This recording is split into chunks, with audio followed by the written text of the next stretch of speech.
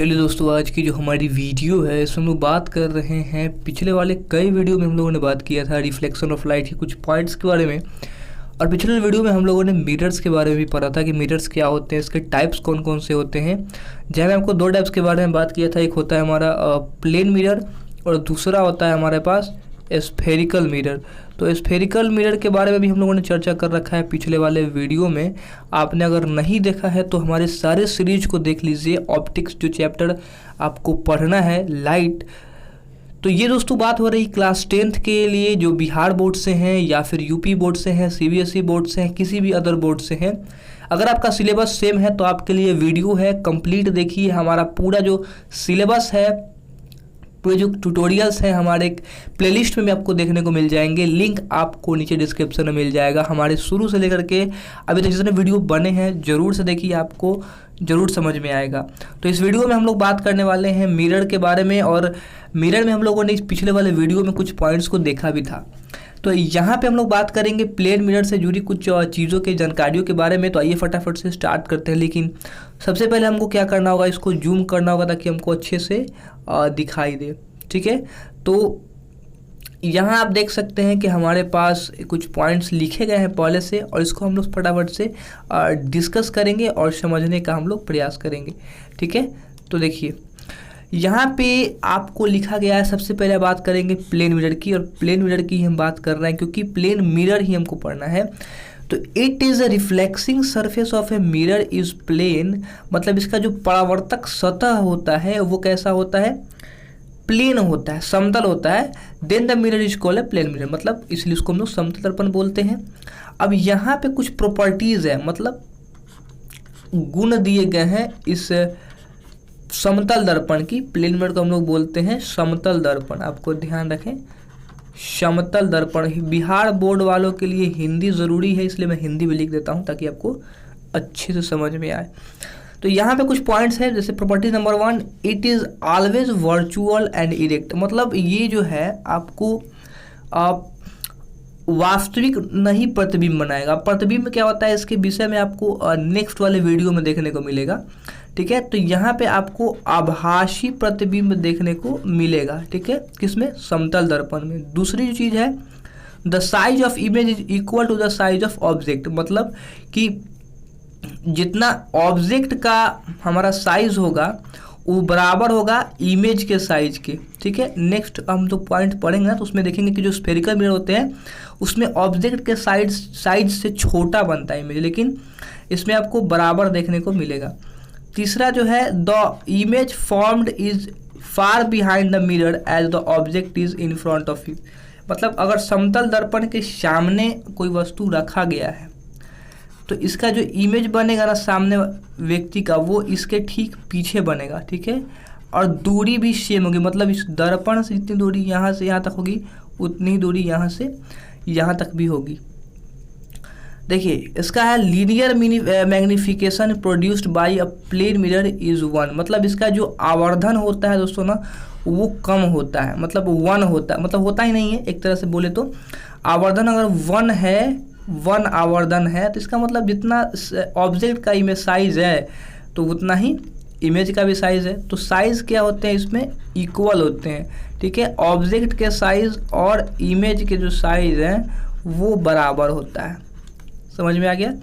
पांचवा जो पॉइंट है, the minimum size of the mirror is required to see the full image of an observer is half the height of the observer, मतलब कहने का ये मतलब है इसमें कि अगर किसी मिरर में किसी व्यक्ति को देखना है तो मिरर की जो लंबाई है, जो लेंथ है, वो वस्तु से या किसी ऑब्जेक्ट से, इस वस्तु से इसकी लंबाई आधी होनी चाहिए, मतलब आधा होगा ना तब ये वस्तु आपको इसमें पूरा दिख जाएगा। ठीक है, अब कैसे दिखेगा आप खुद प्रैक्टिकल करके देख सकते हैं।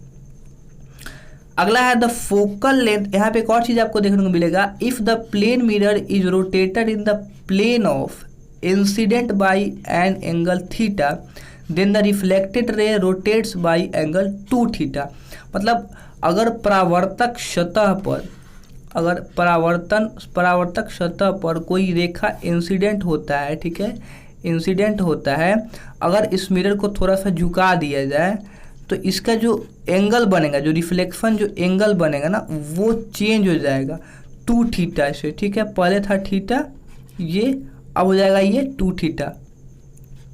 समझ में आ गया? तो आगे बढ़ते हैं। यहाँ पे आप ये पता है कब काम आएगा, जब आपको यहाँ पे निकालने के लिए बोलेगा ना कि कितने इमेज फॉर्म होते हैं, तब आपको समझ में आएगा। यहाँ पे है focal length of plane mirror is infinity, मतलब इसका जो फोकल लेंथ होता है वो इन्फिनिटी होता है। अभी फोकल लेंथ क्या होता है हम लोग समझेंगे स्फेरिकल मिरर में हर एक पॉइंट को। ठीक है, इसको फोकल लेंथ को हम लोग बोलते हैं फोकस दूरी। ठीक है, फोकस दूरी। चलिए आगे समझते हैं हम लोग।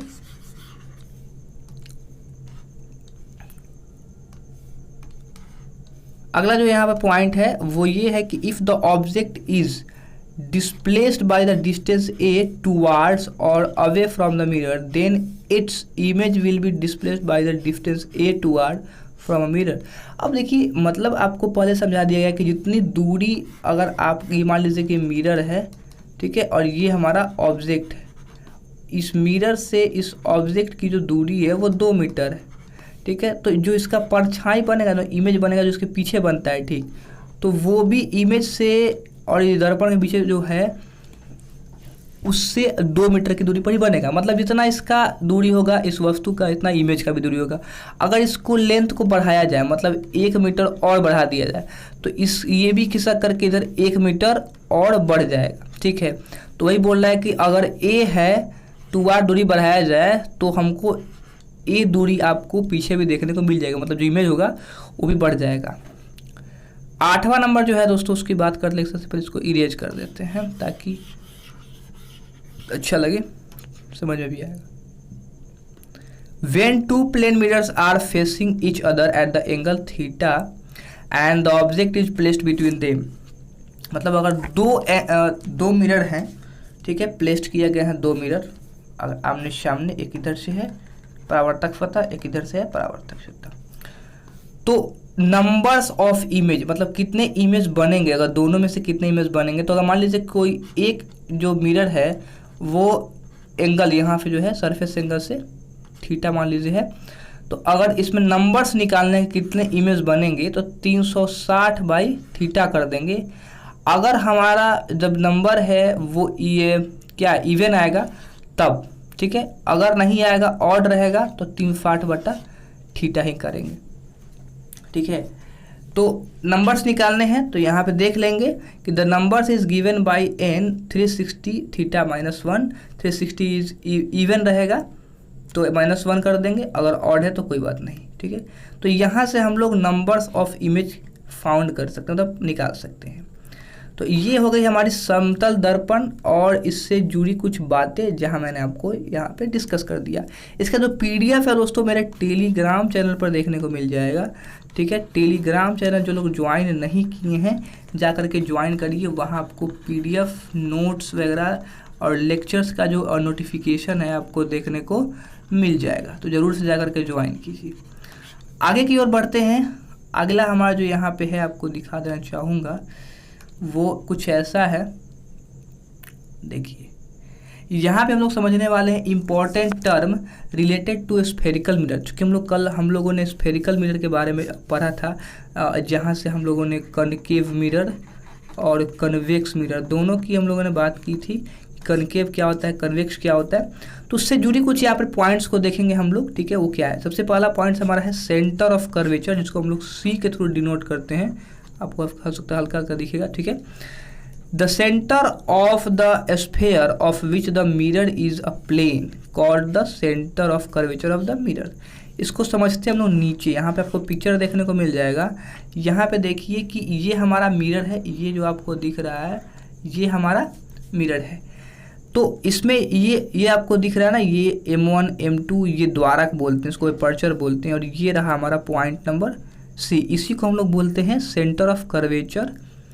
ठीक है, आइए अगला जो यहाँ पे पॉइंट है वो ये है रेडियस ऑफ कर्वेचर, मतलब R, इसको आर के थ्रू डिनोट करते हैं। The radius of the sphere of which mirror is a part, यहाँ लिखा हुआ है दोस्तों, पार्ट इज, यहाँ भी वही था, part is got the radius of curvature of the mirror. अब रेडियस ऑफ कर्वेचर क्या होता है, आइए दिखाते हैं आपको, ध्यान से देखिए, थोड़ा सा जूम कर देते हैं।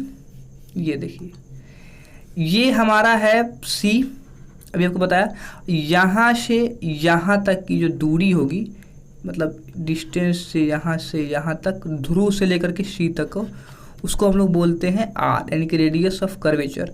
ठीक है, आइए आगे की ओर समझते हैं। अगला यहाँ पे थोड़ा सा जूम आउट करेंगे। आइए, अगला हमारा टॉपिक है, यहाँ पर पॉइंट है, वो है principal axis, the straight line joining the pole and the centre of curvature of the mirror and extended on both side called the principal axis of the mirror. अब ये प्रिंसिपल एक्सिस को हम लोग बोलते हैं हिंदी में मुख्य अक्ष।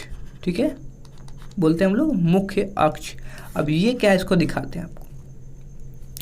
ये जो आपको मिडिल में दोस्तों आपको देखने को मिल रहा है, ये जो आपको लाइन देखने को मिल रही है मिडिल में, ध्यान से देखिएगा इस लाइन को, जिस पे CFP है, इसको हम लोग आगे तक एक्सटेंड भी कर सकते हैं। ठीक है, तो जिस पर सेंटर ऑफ कर्वेचर, फोकस, ठीक है, ये सारी चीज़ें रहेंगी, इसको हम लोग बोलते हैं प्रिंसिपल एक्सिस, प्रिंसिपल एक्सिस। ठीक है, अगला देखते हैं पॉइंट कौन सा है हमारा, पहले थोड़ा सा कलर चेंज कर लेते हैं। चलिए, अगला हमारा है पोल दोस्तों। पोल भी आपको समझना इंपॉर्टेंट है। देखिए, पोल क्या होता है, the central point of reflecting surface of the mirror is called pole of the mirror. अब किसी भी दर्पण का जो मेन पार्ट है, जो बीच वाला जो होता है, मुख्य बिंदु, उसको हम लोग बोलते हैं पोल। इसको हम लोग P के थ्रू जो है डिनोट करते हैं। यहाँ आपको नीचे देखने को मिलेगा, ये दिखाते हैं, ये आप देख सकते हो। यहाँ पहले इसको थोड़ा सा इरेज कर दिया जाए। ठीक है, ये देखिए, ये लिखा हुआ है पोल, ये इस दर्पण के बीच का एक यहाँ पर हिस्सा है, एक बिंदु है, जिसको हम लोग पोल कहते हैं। अगला है हमारा दोस्तों एपर्चर। एपर्चर, इसको हम लोग हिंदी में ध्रुव बोलते हैं पोल को। एपर्चर को हम लोग बोलते हैं द्वारक।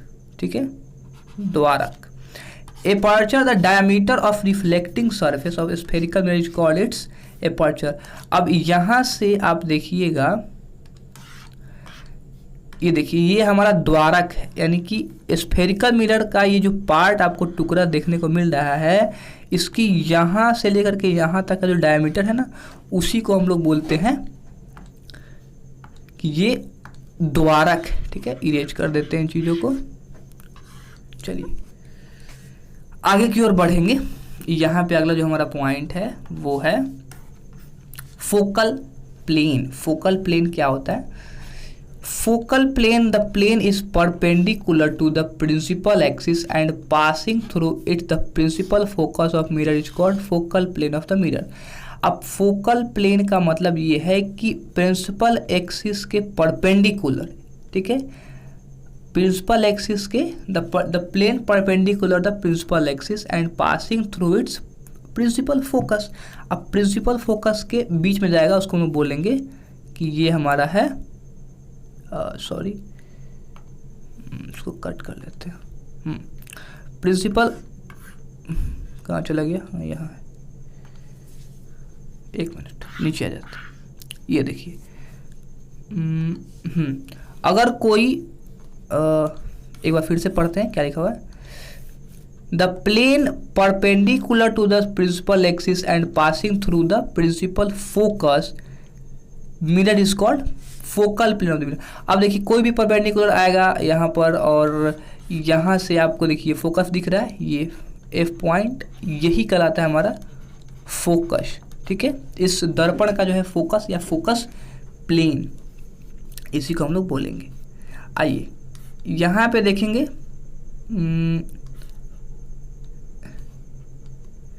Focal length. ठीक है, फोकल लेंथ क्या होता है, इसको छोटा वाला एफ से डिनोट करते हैं। The distance between the principal focus और पोल। ठीक है, प्रिंसिपल फोकस और पोल के बीच में जो दूरी होता है, ये जो हमारा था अभी आपने देखा ये फोकस, इसको प्रिंसिपल फोकस कहते हैं, ठीक है, इसको हम लोग प्रिंसिपल फोकस कहते हैं। तो यहाँ से यहाँ तक की जो दूरी होगी ना उसको छोटा वाला एफ से हम लोग डिनोट करते हैं, इसको हम लोग बोलते हैं फोकल लेंथ। अभी जो फोकल लेंथ होता है दोस्तों वो रेडियस ऑफ कर्वेचर, ठीक है, उसका आधा होता है। यहाँ लिखा हुआ है r/2।